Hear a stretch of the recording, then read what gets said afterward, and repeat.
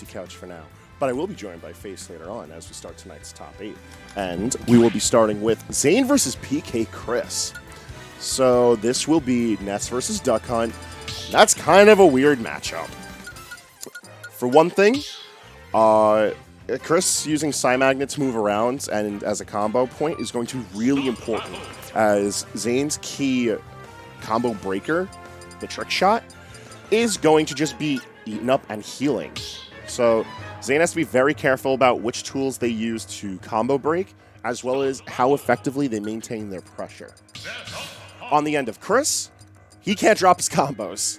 He's got to be mindful about PK Fire just sort of getting stopped by trick shot chilling. When the can is just stationary, it actually acts as like a little shield against other projectiles.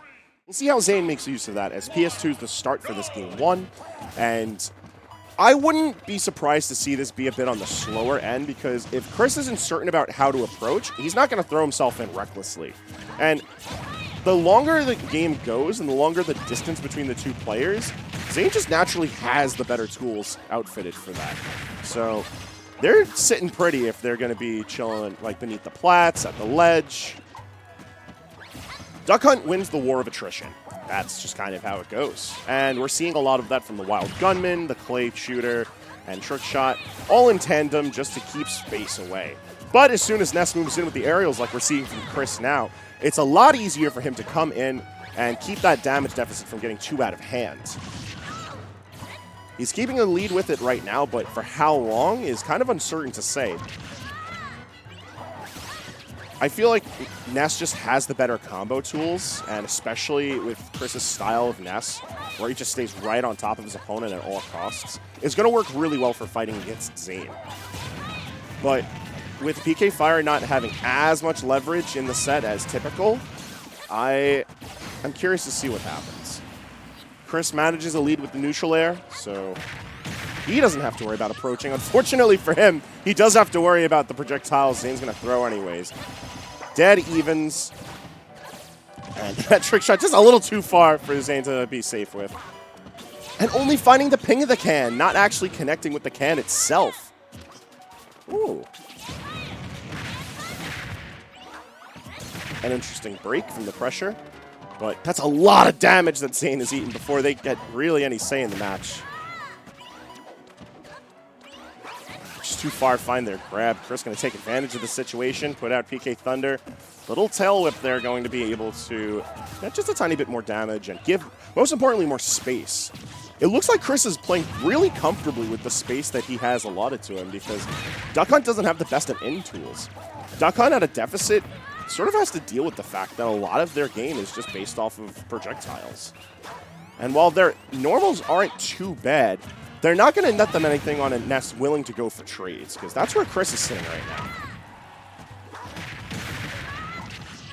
Beautiful extension, and that's why Clay Shooter is going to find a lot of solid use here.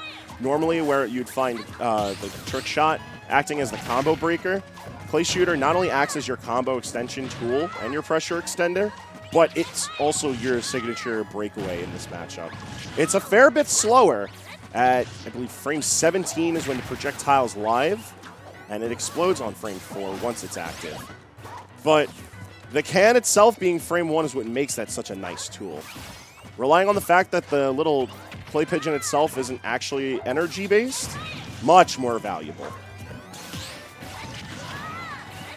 Look at all the damage just gone completely awry in this stock. Chris on last stock at 108 before he evens up the stock count. And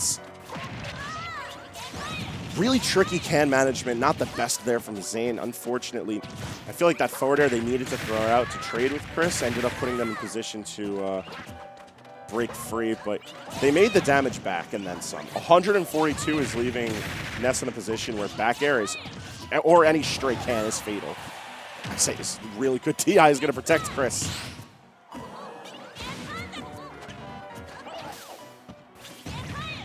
Can still out in the netherworld right now. Unfortunate for Zane as they try to maintain their pressure. Good fair catching the jump out of shield. What's the option here? The fact that Can just hangs around on PK Fire is so dangerous for Chris, and in fact, that's what's going to end up giving game 1 to Zane. A little flip of the hair as Chris seems a tad frustrated. Kind of his game to lose, too, as he took a lead in there. But we shall see how the set advances. Looks like they're determining their stages now. Battlefield is the pick. I think this is a really smart one from Chris. It's going to give him a lot more space to turn a lot of these trades from Zane and into their favor, especially.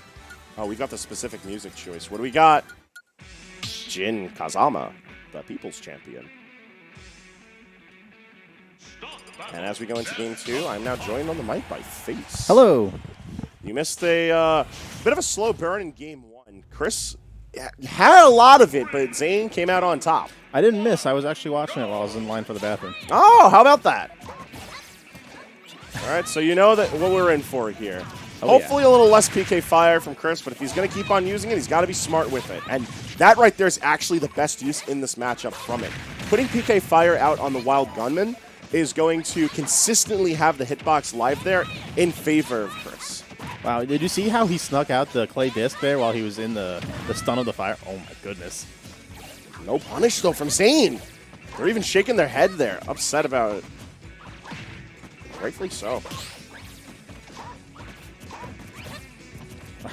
Both players just exchanging forward airs there, no one landing anything. It's weird because they're not well suited for that particular range of close quarters combat. Zane doesn't have any pressure set up from the trick shot being present, and Chris isn't in the middle of a combo. In the middle of an offstage one-move combo, Zane really no choice there but to jump into that up air.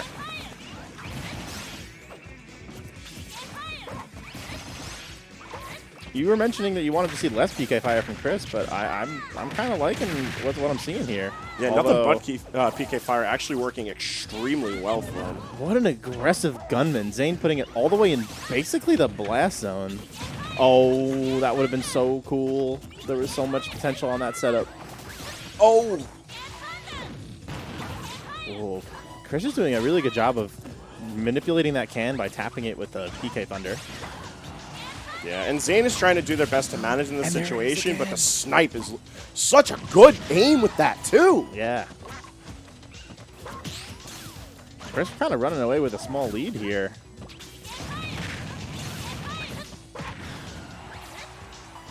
Back air out of the pressure. Just popping it away. Oh, an unfortunate angular situation going on. Flubs on both half. Zane wanted to throw down the can to mess up Chris, but Chris messed himself up really badly there. Although, Zane, in Chris's defense, he's got a whole stock to play around with, so it's not the end of the world.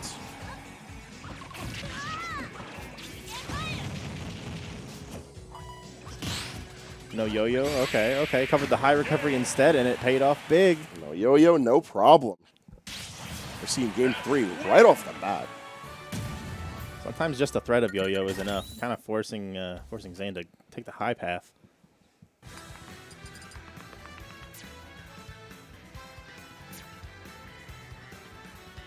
Let's see, what are we checking? We're looking at controls here. Give a quick look. No, rip zone. I just watched someone get murdered.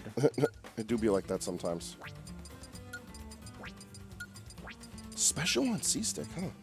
Really? Do they use different controls for a different character? I'm not familiar with a character that would require a different setup like this. Who else does Zane play? So, besides Duck Hunt kind of leading the pack on their characters. Sephiroth is another big one. Beyond Sephiroth, the fallout there goes from, like, Bayonetta, Mega Man, Wario. They have an Ices, but I've never once seen them play Ices in bracket. And all of these characters Zelda, are really good. Maybe? I've seen Zelda players use special on C-Stick.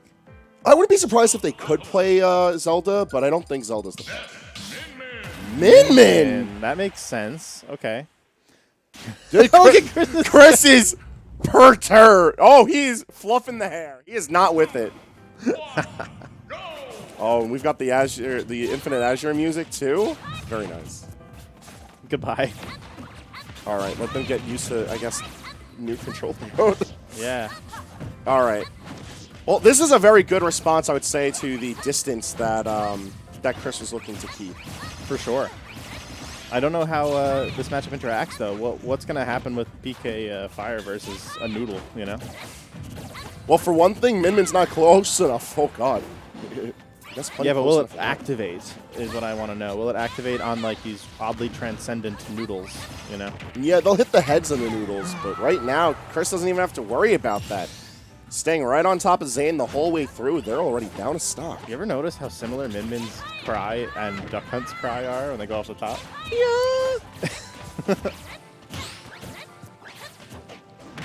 Back throw, and no proper follow-up, but we see the Ram pressure at the ledge. So far, this Minmin's looking way too honest. Yeah, no, there's just not enough heavy of a combo game here. Forget the combos. I want to see throw off stage into just noodle attack, you know, like. Oh, no, yeah, the Dragon Beam will actually cook the crap out of Ness. Yeah. If it doesn't hit him, it'll hit PK Thunder. Right. Very, like, good aspect of the matchup, but Zane hasn't put themselves in control to even see that situation yet. Well, here we go. This is similar to what I was looking for. Mistiming on the Ram. Not too bad, though, as they hold the ledge still. Yep. Good poke. Oh, we are ODD. What the heck is that reach? It's a long noodle. It was in the blast zone. I don't want to hear it. It's a long noodle. Oh, my God. That was insane. It's a long yo-yo. And, yeah, that yo-yo kind of covered everything. There we go. Yeah, we ought to be seeing Megawatt at this point. I'd like to point out he's taking damage while he stalls like this. That's fine. If he takes a couple, yeah. If he wanted to get to 150 for max rage, like that's a strat. It's a hell of a strat. He died for it. Yeah, I mean, you know, you're either gonna get max rage or you're gonna die trying. Yo, I don't know what everyone was bitching about. This is a great mix of Moonsiders first. Oh, this is one of the new Tekken? Yeah, this is from Infinite Azure, which is like the training mode in Tekken 7. Yes, I've heard good things about this song. Yeah, a lot of Tekken heads really not liking this mix of it, but no bitching for nothing. This is calm. I'm here for this.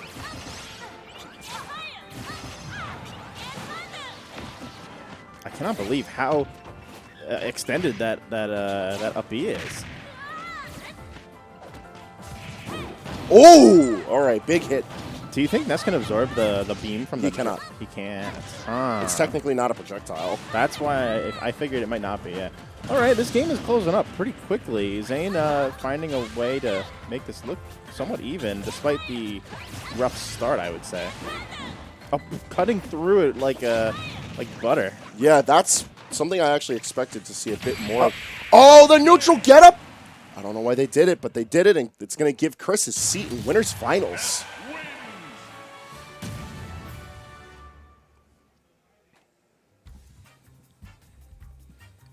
Oh, that's Team X. Is this the OG? Yeah, this is Team X giving us Infinite Azure. I see. I can understand why they don't like the remix. Like, this is way more fast paced. This is way more like we're here with a purpose. The movement that the world will never